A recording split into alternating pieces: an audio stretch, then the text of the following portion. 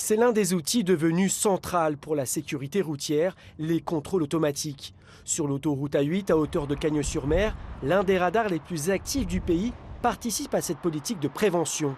Chaque jour, des centaines d'automobilistes y sont verbalisés, le plus souvent pour de petits excès de vitesse.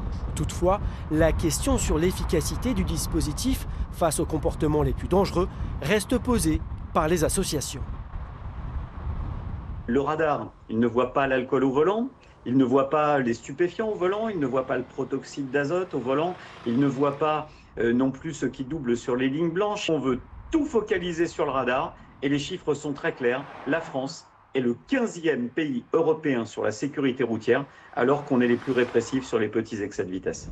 À quelques kilomètres de là, sur la route du bord de mer entre Cagnes-sur-Mer et Nice, un autre radar fait également parler de lui. À Saint-Laurent-du-Var, le passage de la vitesse autorisée de 70 à 50 km/h a provoqué une vague de mécontentement et continue d'alimenter un débat toujours aussi vif chez les automobilistes.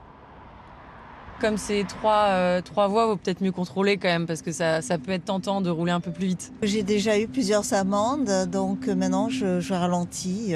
Je trouve que c'est un peu lent, 50 km/h. On roule plus. Pourquoi? Parce que c'est pas assez.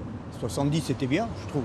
Ça n'a pas limité les accidents pour autant. Sentiment d'être pris au piège face à l'impératif de sécurité. À l'échelle nationale, les radars ont rapporté 889 millions d'euros à l'État en 2024.